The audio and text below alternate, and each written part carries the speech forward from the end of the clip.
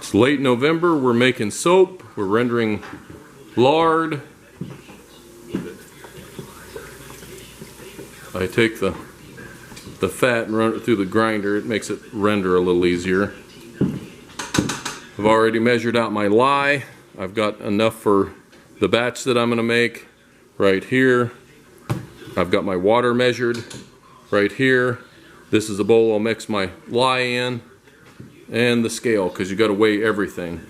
I'll cold batch this here.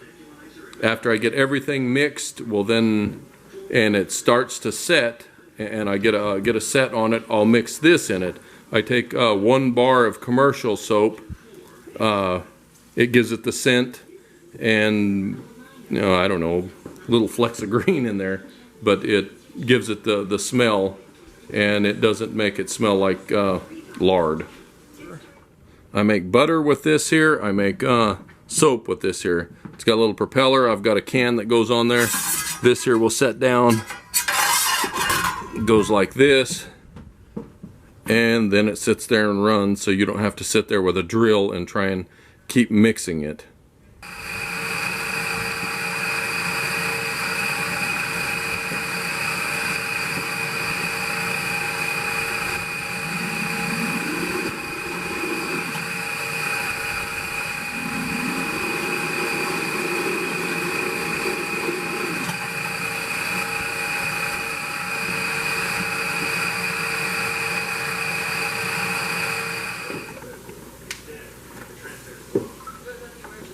Dipping the cracklings or the chicharrones out of the rendered fat.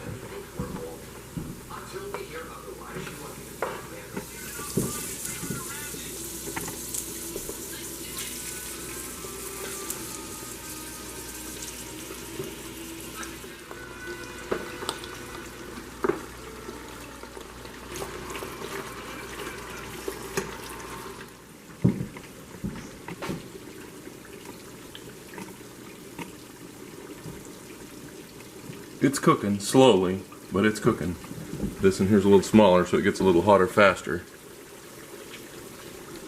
But you can see it's starting to bubble there. You have to keep stirring it so you don't get a hot spot in the center. That's the tray. That one there was completely full. And then here's the leaf lard. That goes in there next.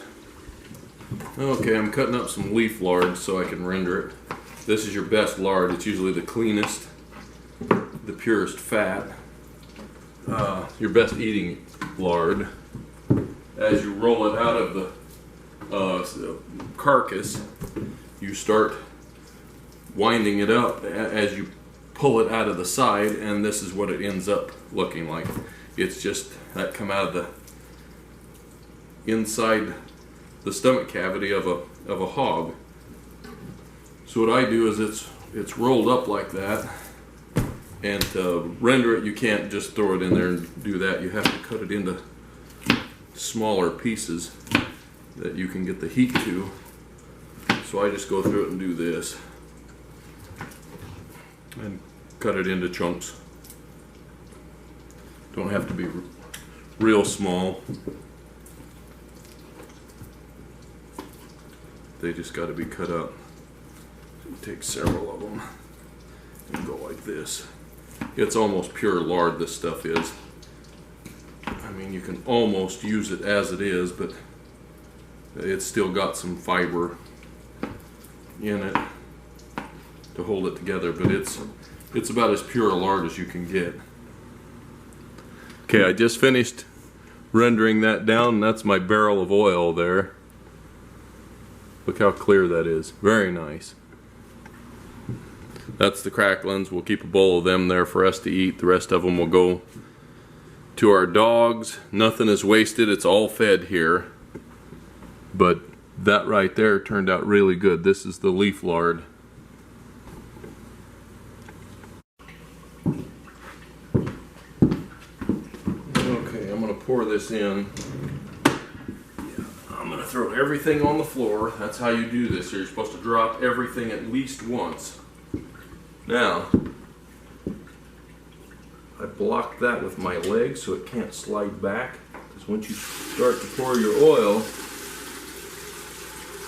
that screen wants to jump off of there and come to you. And then it dumps all the little bits of crackling back in your oil, and well, you get to filter the whole thing again. It's not a fun time. A lot of extra work that you don't need.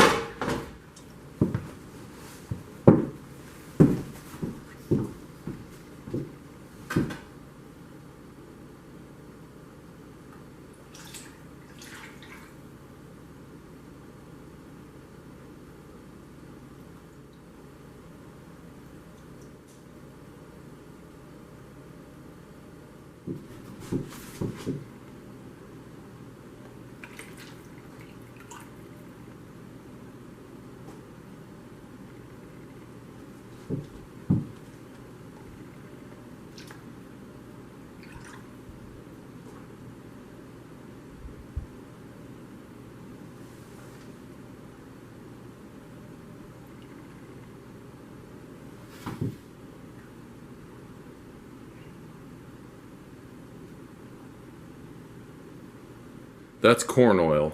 Basically, that's all it is. Instead of rendering it or chemically extracting it, it's been run through a pig, and this is our corn oil. This is what we cook with.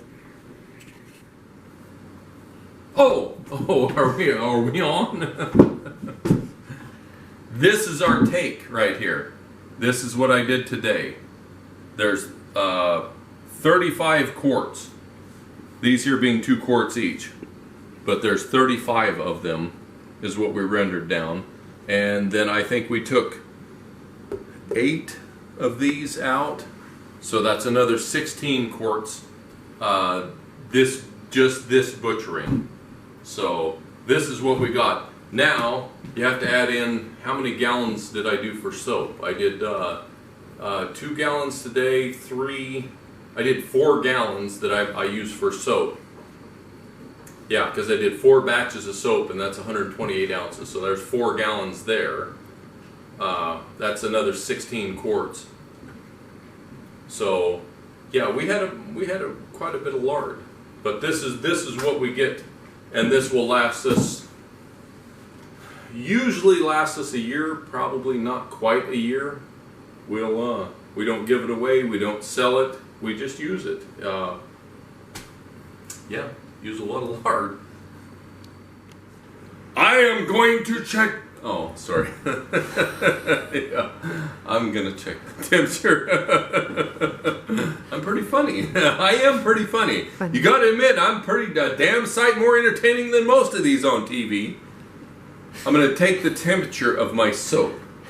I have a non-contact thermometer here. 110, 110, 108, 107.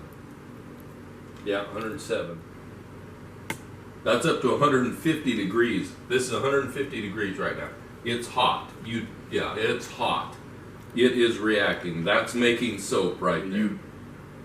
You mix it, it goes to trace, then you pour it, and then you cover it up, and if it doesn't get hot enough and start reacting and get this temperature change, well, then you have to take it out and put it back in a bucket, and then you heat it on the stove, and you force it to do it, and it's called hot batching then.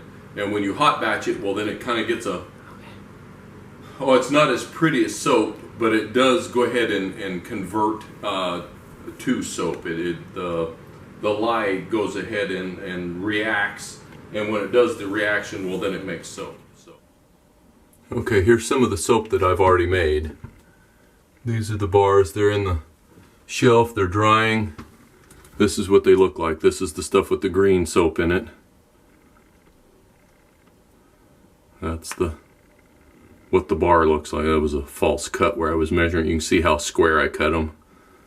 Yeah, they're soap. They're going to get used. This is the ends of the mold, because I use a big pan for a mold. And then I've got some smaller square ones here, and I used the yellow soap in it, the yellow hand soap. But this is what it looks like. And then this is the soap with the dirt in it. It's got yellow hand soap and pumice, and it makes that hand soap. The gritty stuff, I just call it soap with dirt. But this is part of it. I'll make probably 3 or 4 times more than this.